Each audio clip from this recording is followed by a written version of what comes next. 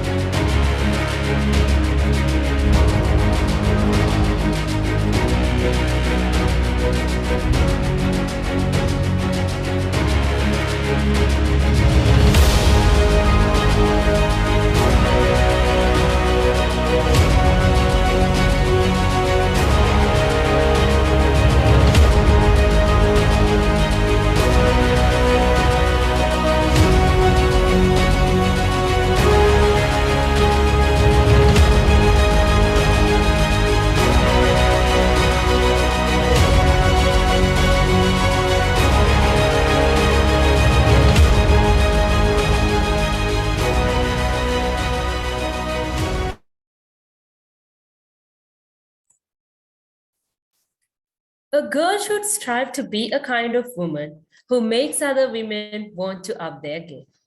And we were fortunate to have such women in our lives. And as undergraduates of the Faculty of Engineering, we wanted to give you a chance to listen to one such exemplary person who has reached the top end of her career ladder while being a versatile personality. She is a chartered mechanical engineer both in UK and Sri Lanka, holds a bachelor's degree in mechanical engineering and master's degree in biomedical engineering.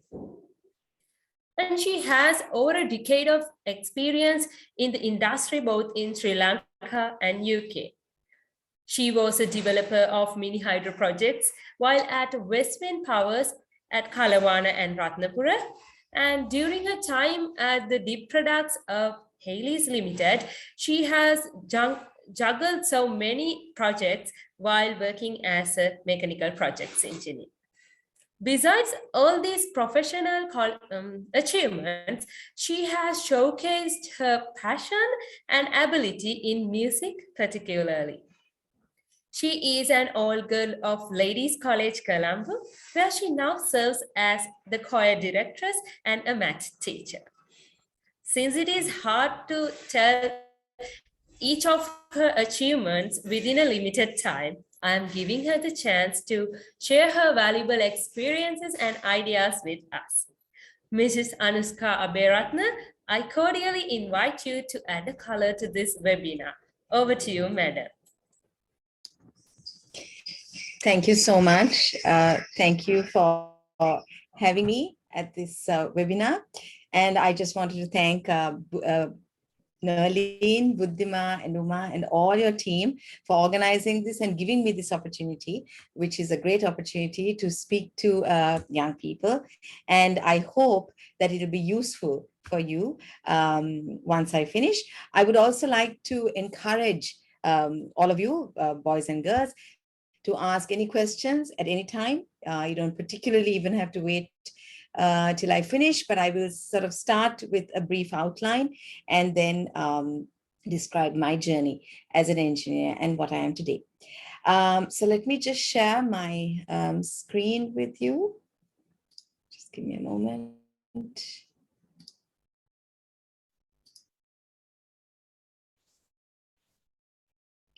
I'm just wondering whether you can see the PowerPoint clearly. Would that, yes, is that all right? We can see it. Okay, fine.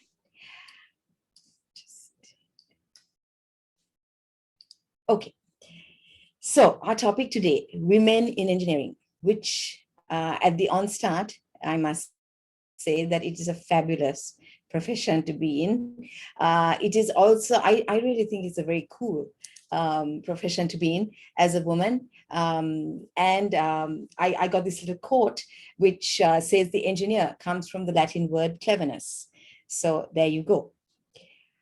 So today's webinar, I thought will be most useful for you, considering that y'all are either doing A-levels or getting into A-levels, choosing your subjects, or going on to university and so on.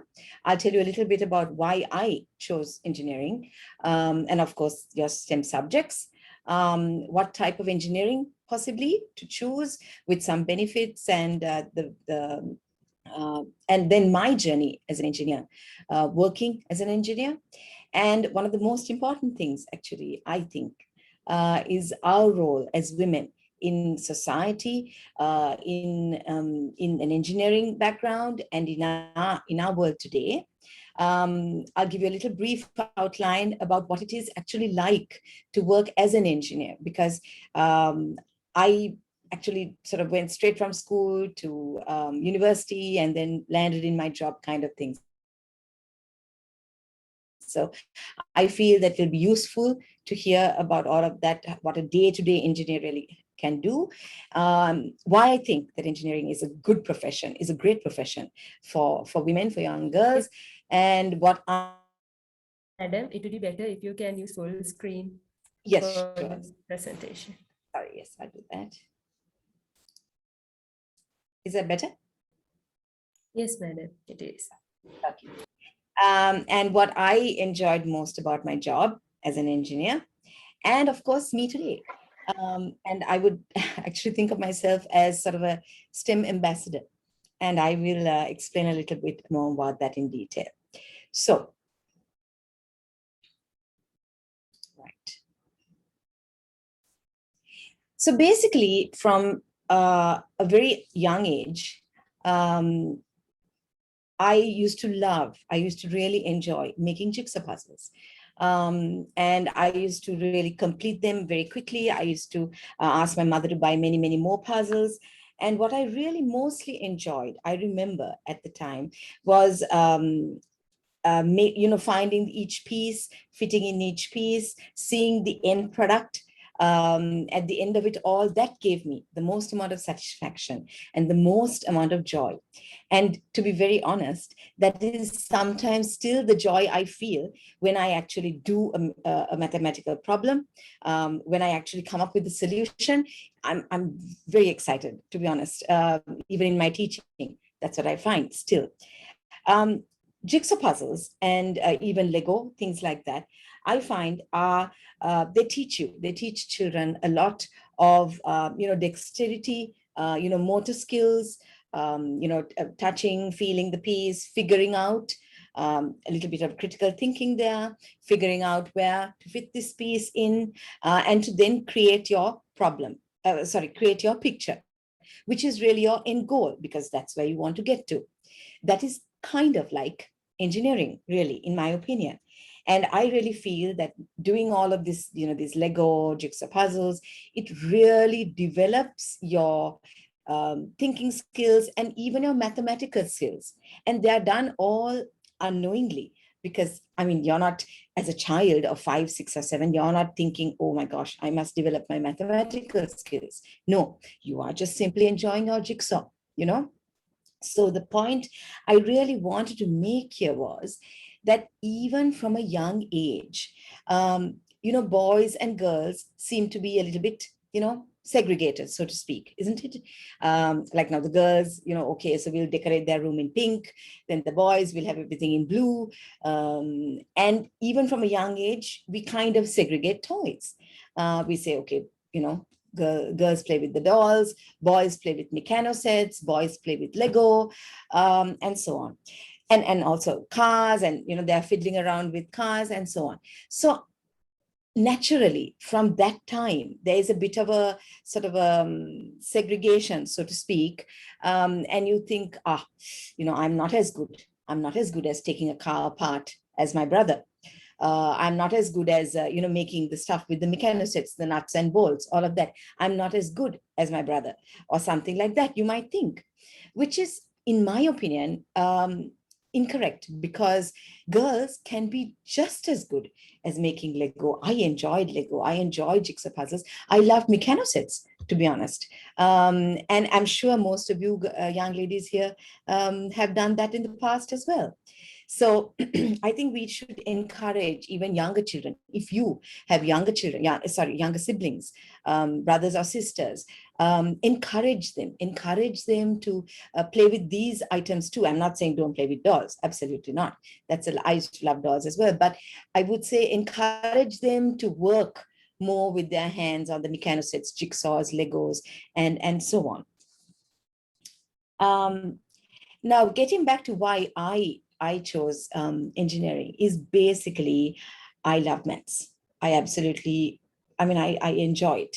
It is one of my passions, I would say. And if you are thinking of engineering, then you really, really need to love that. You need to like maths, you need to love maths, and the end result of it. I think I went into engineering per se, and maybe not like something like actuarial science, because there are all of those fields, professions as well. You can go into, accountancy, economics, so many things with maths. Every profession I would think needs some level of mathematics, but obviously engineering would need the most. I really wanted to, use my creative side, my not that I'm a very good artist, but I love art. I love looking at beautiful things. I love to create. So I wanted to use that skill, and I wanted to use mathematics to create something, to make something. And, eventually to make something to obviously improve some system or to make things better. So that is why I chose engineering. So if we move on to your DNA, like I said, girls and boys, the main thing I really want to drive home today is, there is no biological fact or DNA, choosing engineering or any profession for that matter has nothing to do with your DNA or your gender. Nothing, absolutely nothing. Women can be as good, even better, excuse me for saying young gentlemen, as good engineers as any man. I'm telling you that. I have worked with female engineers, I have worked with male engineers, and I'm happy to say that I've learned from all of them. Yes, sure, there have been the odd occasional, issues, but then you work through it. You learn from it, and you progress. So don't get discouraged. That is my one message to you. Don't get discouraged by your peers. Unfortunately, maybe even your teachers sometimes, I don't know, or the adults around you, even your parents, maybe. They might be a little bit, maybe apprehensive, maybe scared. Gosh, my daughter going to engineering. I think my parents were a little bit at that time. So many years ago, they were like, why not try maybe accountancy or something like that, a little more girly, so to speak. But there's no profession saying girly and more male and more female. No, nothing like that in the world. If you like your mathematics, if you want to create, if you want to find solutions to problems, I would encourage you wholeheartedly, stick with your engineering plan. So, like I said, you need to love your numbers. So whether you have your pure mathematics, you will have your applied mathematics, right? And I know that a few of my colleagues, they have children, and I think there were cases where some really loved the pure mathematics, and they didn't like applied mathematics so much, but they were thinking of engineering. But I would like to still encourage you, whether you like applied or pure, whatever it is, if you like maths as a whole, right?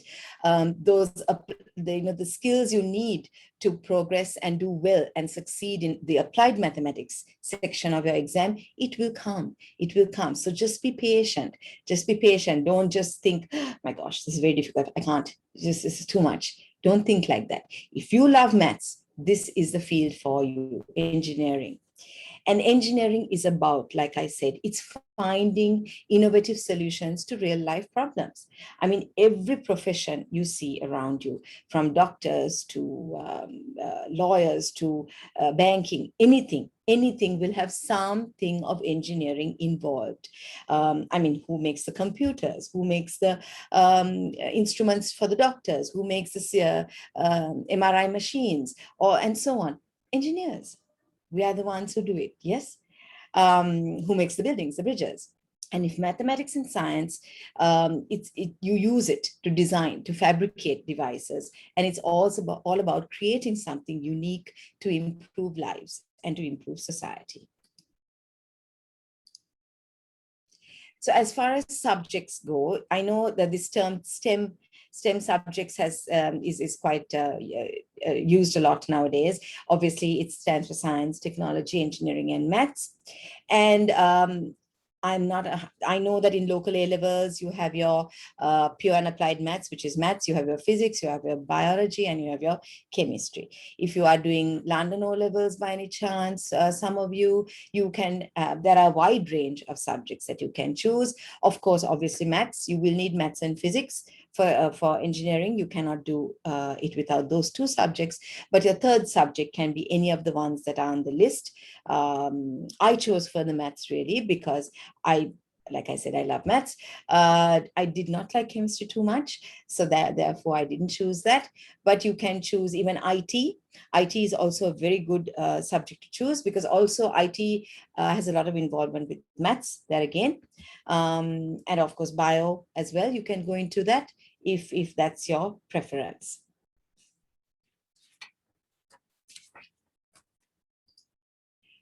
So moving on to say, types of engineering that you might like to choose. I think in broad terms, engineering is divided in Sri Lanka into civil, electrical, mechanical. And I know abroad as well, there's an aspect of chemical engineering, which I understand is a little more specialized in Sri Lanka. So it's just the 4 broad types, right? Now, those types have been broken down into many forms. I think there are over 100 types of engineering that you can choose from nowadays. I think when I was choosing, it was a little more, mundane. So I chose mechanical engineering, which I thought gave me the widest scope to create and to design. Also, another thing that I must say is when you are choosing a type of engineering, it is important to think of the job you might want to do later on. It is obviously important that if you're practicing in Sri Lanka, if you're working in Sri Lanka, you need to ensure that there are companies who are able to give you a job. If, for example, you do something like, nuclear engineering, when you get into such a specialized field as that, it's a little more difficult to get jobs.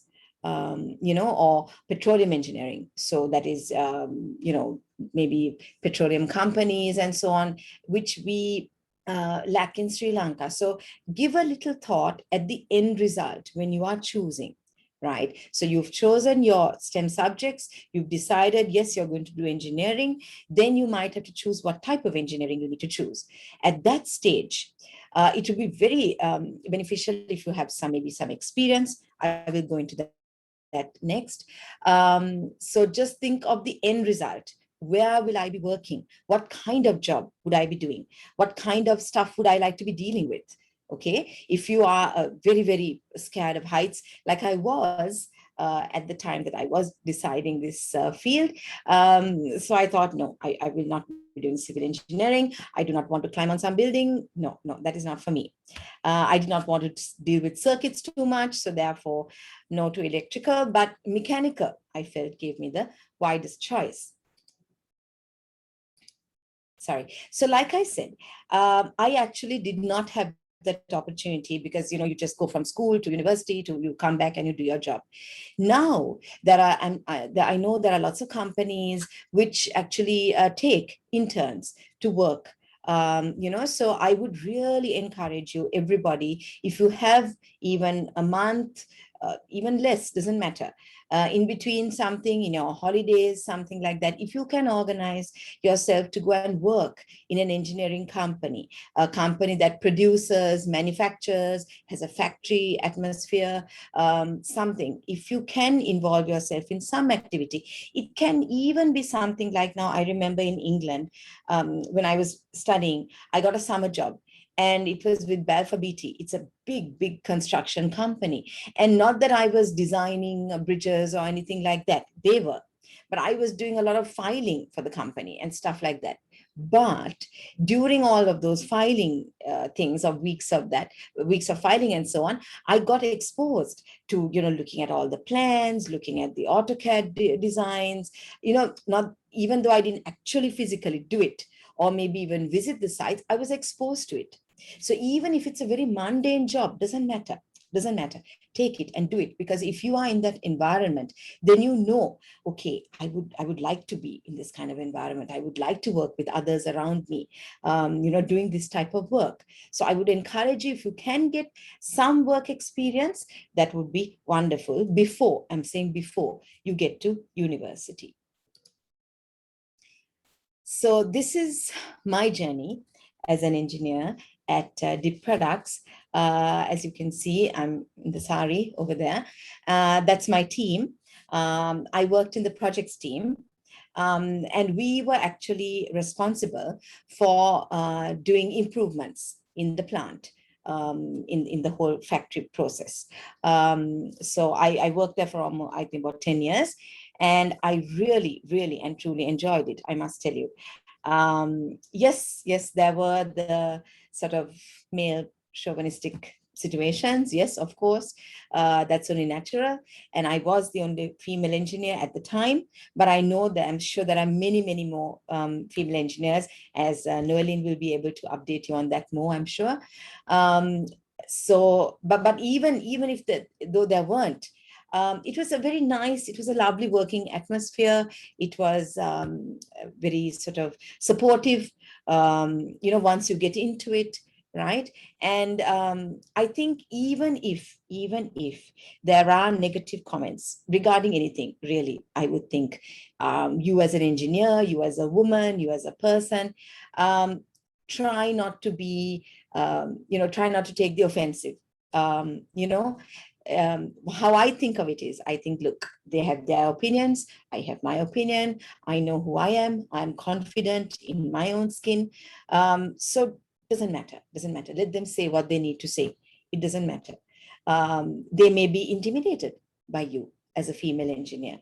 They may be thinking, gosh, who is this, coming to take a job that I do so much better than her, or something like that. But don't get discouraged. Don't get disheartened at any stage in your life, I would think, not just as an engineer, as in any profession. Don't. Just you be confident in yourself, in what you're doing. And if you're there to do this, say, an engineering job, you prove them wrong. You do the best that you can. And that is what the message I can give you. So going back to my sort of journey as an engineer, if you ask me what my day-to-day sort of activities were, because I think that may be useful to some of you, in projects, we would say I would go, like a typical day would be, I would go to the plant. I would not be wearing sari when I went to factory, I must mention. But so I would go to the plant, I would see what the issue was, the problem was. And one of the projects that I was really given the moment I kind of joined the company was this thing called, you see, as you can see, there are these various molds, or say, the glove mold, the hand, right? This part. So that is a porcelain mold. And that mold goes into various dips. Dips meaning baths, say, so to speak, of rubber, of latex. And that is what creates the glove. So it goes into several of those dips. And the last one is where they spray sort of it's like a very fine cotton dust. It's called flock. Okay. And it's there so that when you wear the glove, you do not have that real rubber sort of to skin contact. It's easier to put on, then it's easier to take out, less prone to allergies. People might have allergies to latex also. So it's there for that purpose. And it's like a felt. It's like, a felt, like a felt piece of material. You feel it like that. Now, the problem there that was existing when I joined was they used to put all of these molds. They go into a huge chamber, and this chamber is filled with this flock, this cotton dust. It is like if you shake a snow globe, the little glass globes you have, and you shake it, and you see all like the snow. It is like that. What happens is the cotton dust doesn't really stick to the glove properly. That was the issue at the time. So because it wasn't sticking properly, when they were actually removing the glove from that mold, right, all of this cotton fine dust used to spray onto the person, taking out the glove. And then it used to sometimes come on the hand of the consumer, which was of no point, because it should stay on the glove, isn't it? Right? So my very first task, I remember the moment I joined, literally in that first week, was to figure out a solution to this. And this was very intimidating actually to me, because I was like, oh my gosh, how do I do this? I had studied a certain thing. I had studied thermodynamics, fluid mechanics, stresses, strains, but I hadn't studied anything about spraying some flock onto a glove, onto a rubber mold. I didn't know anything of that, right? So at that initial stage, it's like shock, horror. What do I do? Okay, and that is natural. That is completely natural, because so you progress, you talk to people there, you progress with, you speak to other, other engineers, draftsmen, and so on. You go to the factory, you watch the process, very important. As an engineer, obviously, if you're in production and design, you will be definitely involved in some sort of factory atmosphere. Yes, there are all these other things. It's not, I mean, like the cleanest atmosphere and so on, but it was a very I would say, exciting atmosphere to be in, because you see all the machines working and producing and creating, and it is a lovely working environment in that sense. So then I actually, after several weeks or months, I came up with this system where the gloves would still be in a chamber, but they would have these very focused nozzles spraying the lint onto the glove. And it was a success, thankfully, and we incorporated this into all our plants, all our and a lot of the flock that was going to waste was reduced, so we could cut down costs, right? So, like, if you ask me what my task was, so I would say come up with this idea, then I would have to present a report. Right? So you would have to write. There's some writing involved as an engineer. In my type of field, I had to do that. So don't think, okay, now I'll just work on numbers and then somebody else can go and write the report. No, you might have to do that stuff as well on your own. You would have to do some estimating, possibly. You would have to do some estimating of time, estimating of costs, maybe the BOQs, bill of quantities, of what you will need, stuff you need to, now we have to get this fabricated, no? The device or whatever, this machine, the part of the machine, we have to get it made. So all of those things you will learn on the job. Right? Do not think, my gosh, now I have to go into all this right now. No. So you have your basic, your engineering, your theories you have. And then when you're actually designing, when you're actually finding solutions to the problem, that is the time you get your university stuff back in. Okay. So I would present this proposal, then it will go for some approval process, and then we will start the project. And then the fabrication also, you would have to go, you would have to supervise like I did. You would test it definitely before installation of the machine. And I remember the most amazing part of my job at that time was actually watching this thing that I had helped to create with my team. This is not a lone sort of a singular task.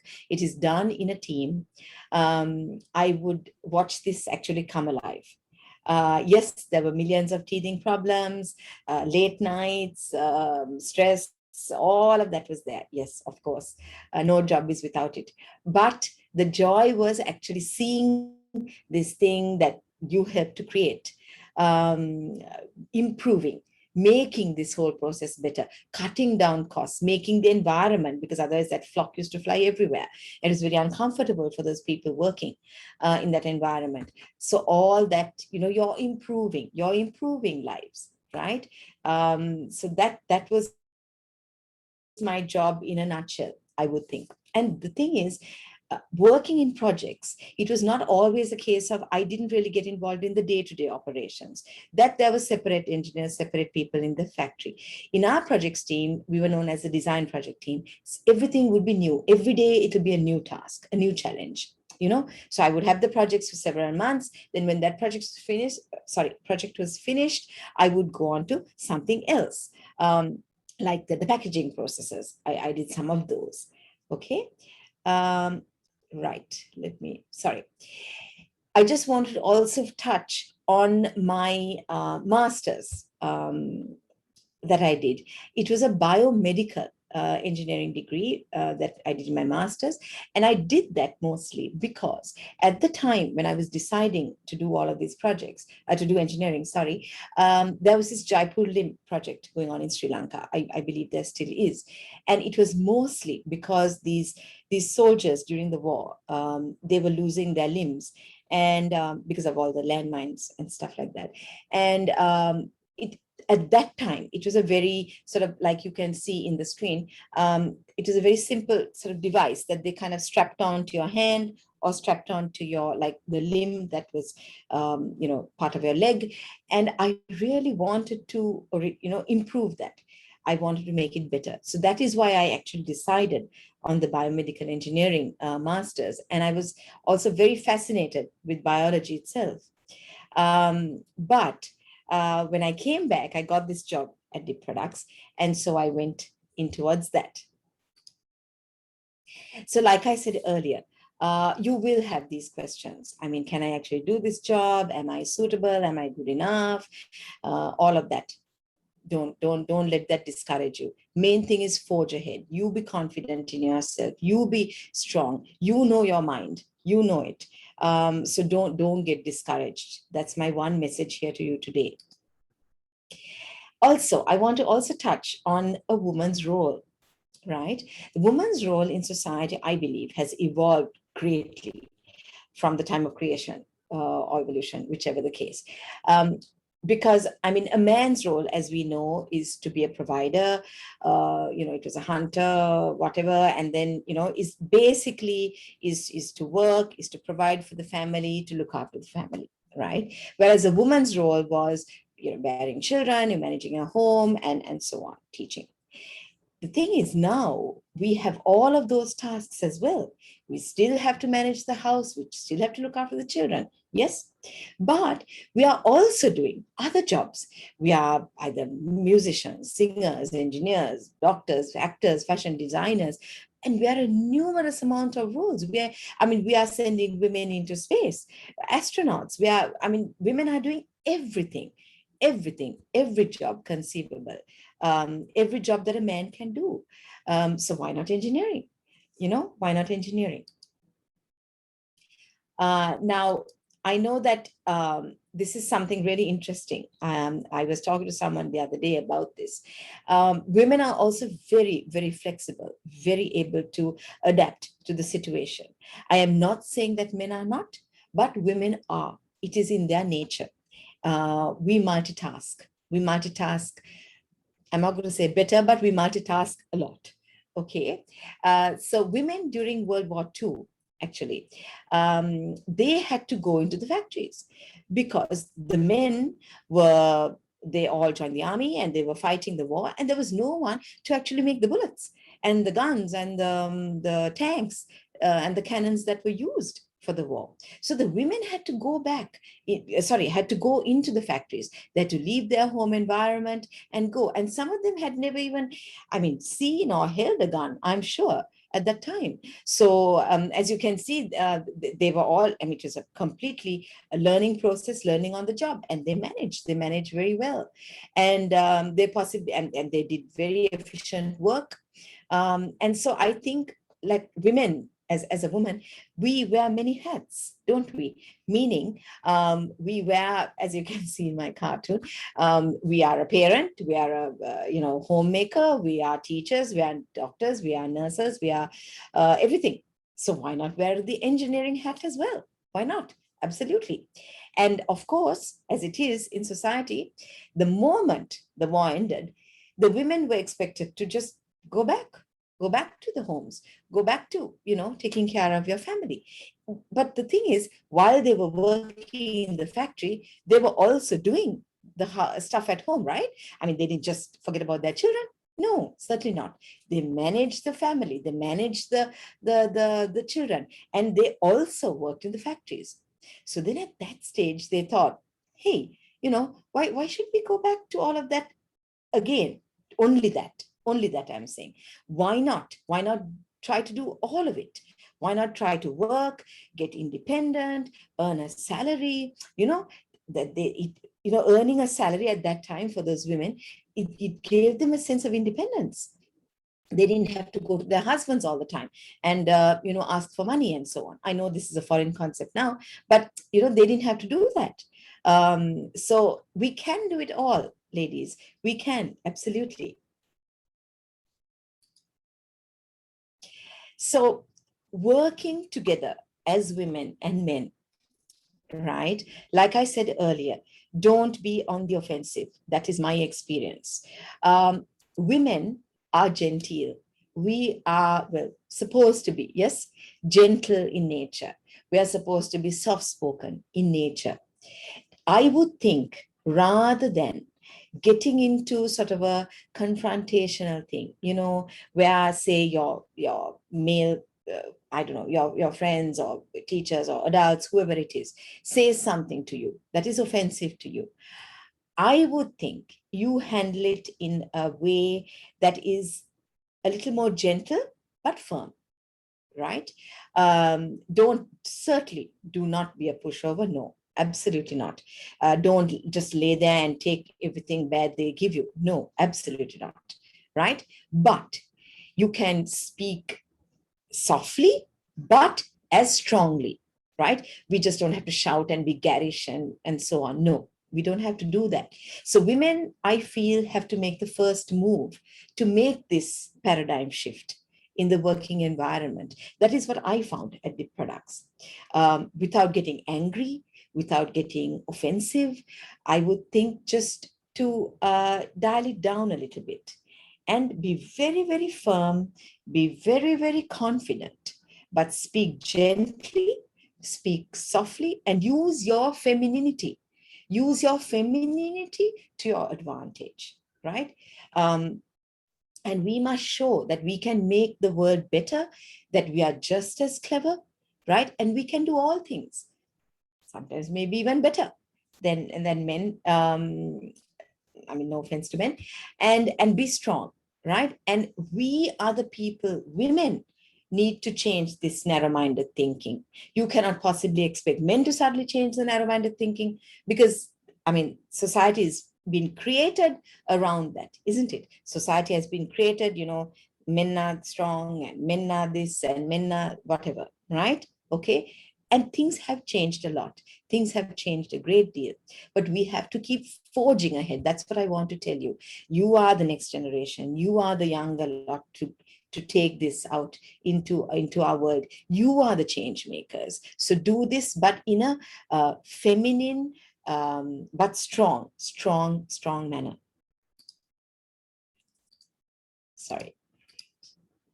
Speaking of strong women, if we look at our first female Sri Lankan engineer, she was Premala Sivaprakasa Pillai. She was born in 1942, and she is regarded as the first female engineer. So obviously in the 1950s, which is some time ago. And she was the first civil engineer, no doubt. And that was a highly, I suppose, male-dominated field, isn't it? You know, climbing up whatever it is. And she is now one of the most prominent members of the Institution of Engineers, which I'm also a member of actually. And in March 2019, she was acknowledged as one of the 12 female change makers in Sri Lanka by the parliament. And she was awarded this award during International Women's Day. So I hope that itself is encouraging. And as you can see, she's wearing sari, very, very feminine, you know, but still strong. You don't ever mix up being feminine and, you know, and being strong. I personally, I mean, we bear children, women bear children, so we have to be extremely strong, isn't it? So to sort of get to a place so women basically are not just good engineers, in my opinion. I think we're great. We can be great engineers. Women are clever, we are hardworking, we are strong-minded. Like I said, we're definitely multitasking. We are very flexible. We can change to any situation. We do have logical thinking skills, where we have a very analytical mindset, because women, I feel as a gender, if there's a problem, even as small as, you know, your friend being in some trouble of some sort, helping them out, helping somebody who's sick, even as small, I mean, whatever, your child is not some issue, we want to find a solution, isn't it? Women always, we want to find that solution. We are problem solving, we are problem solvers. And that is what really engineering is. The crux of engineering is making the world better in innovative ways by creating new things, right? So, and after all, like I said, women can do any job. I mean, the world's first female prime minister was from Sri Lanka. I mean, I'm sure that she didn't sort of as a young girl think, oh my gosh, now I want to be prime minister, so on. But it just happened. She worked hard. She had a goal. She knew she had a vision, obviously, and so she went for it, right? So that is what you need. If you have a dream of becoming an engineer, don't let anyone tell you otherwise. You go for it, okay? So what did I really enjoy about engineering and my job? I love the design aspects of engineering, like I said, creating something very useful, practical, very useful and practical. I enjoyed coming up with these innovative solutions because that kind of tapped into my creative side as well. Seeing my idea in action was wonderful. Like when I streamlined the packaging processes at the products, I introduced new cutting machines and it made the process so much more efficient. Being at the commissioning stage, which is like the installation stage, the end stage of the project, and also working on different aspects of the machines, and also that the job is not a repetitive thing. It's not the same every day. So me today, well, yes, I am not practicing engineering at the moment. I gave up engineering at that time really because I think my dad fell ill and there was some family situations. And do I regret giving up? Maybe a tiny little part. Yes, maybe. I would say, but I enjoy and I love what I do today. I mean, of course, I love being a mother. Yes, absolutely. I have two young daughters. I also, another of my passions is singing. So I got into being a choir directress at Ladies College. Just that also there was no plan whatsoever. I guess maybe it was God's plan, but certainly not mine. It just kind of came into being, and I love doing that at the moment. And also a new thing I've started about maybe 3 years ago, they really needed, at Ladies College, they really needed like sort of primary maths teachers. So even though my plan was never to go into teaching, I am now teaching mathematics. And I really enjoy it. I love the job. I enjoy it because I feel that at that stage, having come through this whole journey now of me as a student, engineer, and so on, I feel that I can maybe possibly encourage at least one child to really thrive at mathematics, to work hard.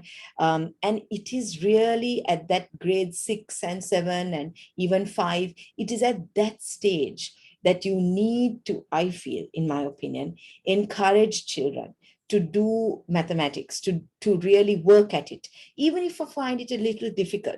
Maths is not an easy subject. It's a difficult subject, but it becomes easy if you get your foundation, if you get your basics straight. That's what I think. And that's what I keep telling my children all the time. Get your basics straight, especially in a subject like mathematics. So this is why I think of myself as a STEM ambassador, because I like promoting. And I want to really thank Noeline for giving me this opportunity to share some of these experiences, share my knowledge, and to encourage you. Even like I say, if you have your sisters or younger people that encourage them to work at it, work at doing your mathematics. Even if it's a little difficult, to do it as best as you can, so that then you have a chance of doing these wonderful jobs like engineering. Right. So before I finish, I would like anyone, if you have any questions, I would really encourage you to ask me anything at all. I'm here to answer any questions you might have. Yes, madam, it was really a pleasure to listen to your valuable experience.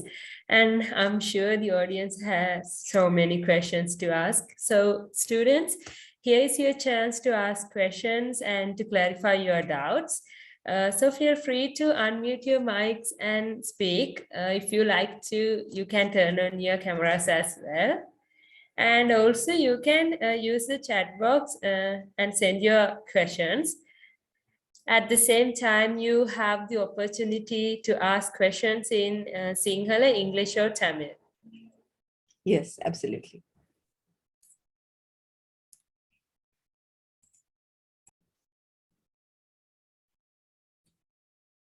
Even if it's a tiny question, I mean, don't think any question is silly, because other people may be having similar questions. So please feel free.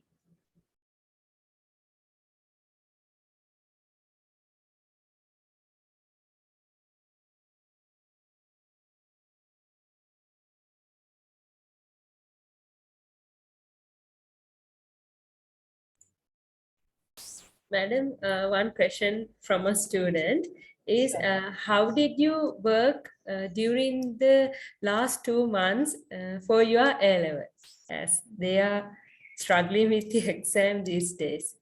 Yes, I can imagine. And also, I'm sure it is much more of a challenge now because of this whole online situation that I can truly empathize with. The thing is, this is for A-levels, right? This is A-levels, am I right? Yes, madam. The last 2 months, yes. So I mean, I'm not going to say it's easy. It was easy at all. I'm not. It was very stressful, yes. But I actually, to be honest, I found physics, like I said, harder than the mathematics and harder than the further mathematics as well. I really did. But I guess you need to think of your end goal. Think of that end goal. Think of if you really do want to be an engineer and work in an engineering environment, which I really did. I wanted to use my mathematics, no doubt about that.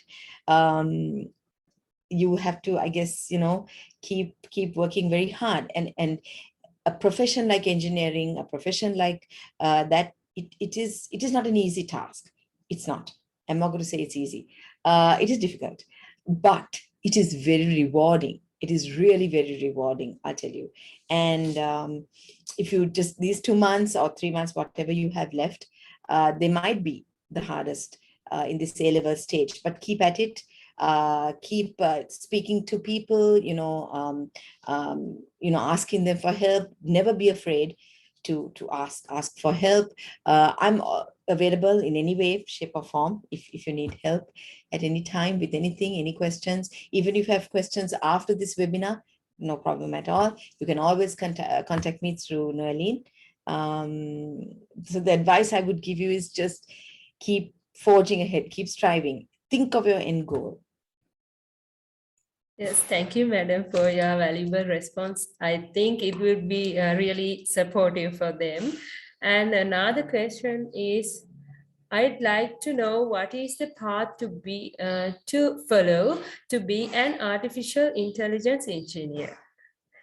Yeah, wow, that is a huge field that is, I mean, has got a lot of scope now, because that is the way forward. Yes, way into the future.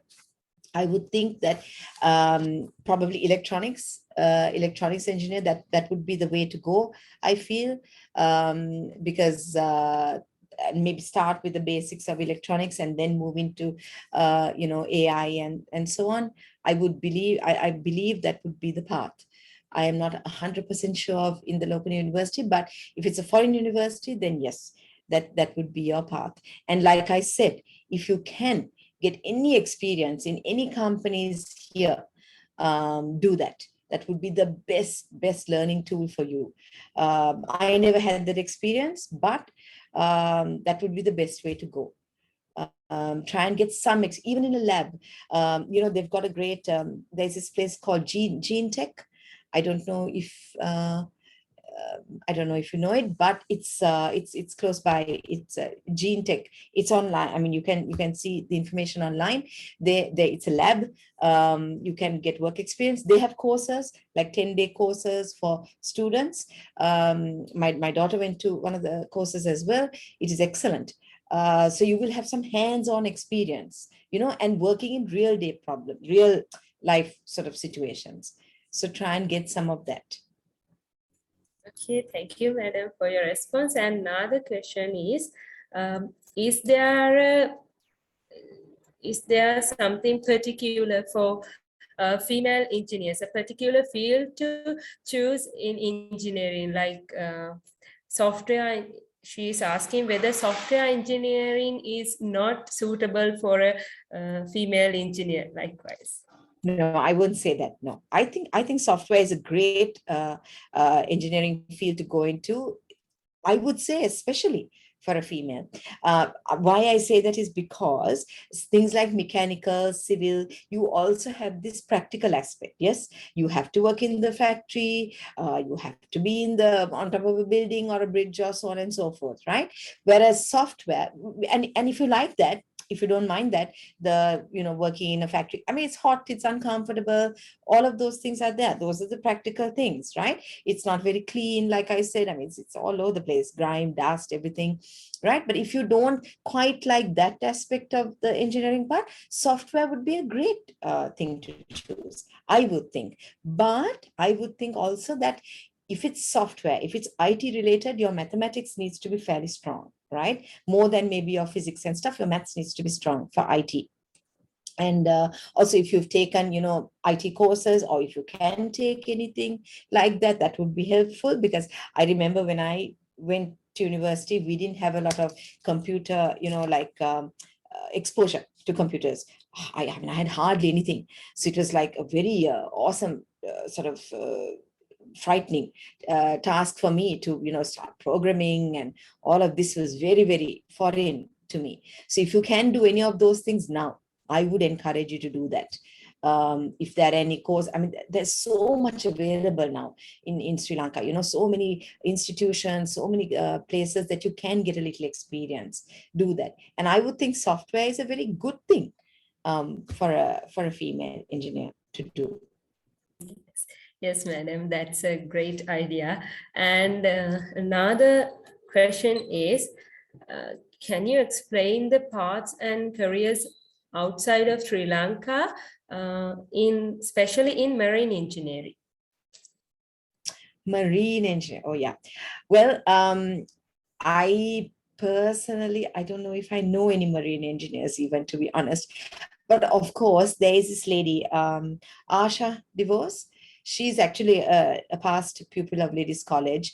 I'm not sure if she's a marine biologist, not a marine engineer, but a marine biologist. And she's doing some fantastic work. She's online. You can see all the work that she does. She does a lot of stuff to preserve coral in the ocean, because coral has a lot to do, because all of it is dying with this with global warming, and I know that there is work being done abroad, a lot of work at the moment actually in universities abroad in America, I know, and she does a lot of things to preserve this coral, because if all the coral dies in the sea, then the marine reserves are affected, and the whole ecological pattern will be a humongous mess. So marine engineers, I think, are a way forward, definitely.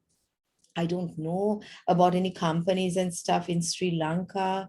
Can't think of any right now, really, but I'm sure there will be some scope. Abroad, it's a huge, there's a lot of scope abroad. Yes, in every part of the world, I would think. In Asia, in America, certainly, absolutely. And I would think that a person like Asha DeVos, if you're really interested, I can try to get you in touch with her. She would be a fantastic person to talk to.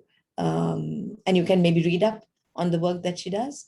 Because personally, I don't know a lot about marine engineering, but there is a huge scope for it. That much I know.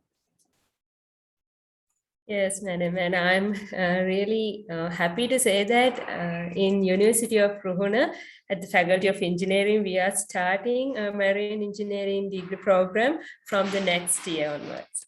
Oh, wonderful, wonderful! Wow, that's excellent.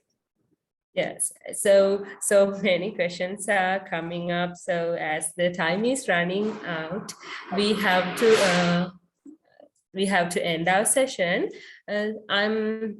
I'd like to say that in the feedback form, we have given you the opportunity to to post your questions, so then we can send them to Mrs. Anushaka Abayarathne, and she will probably answer them.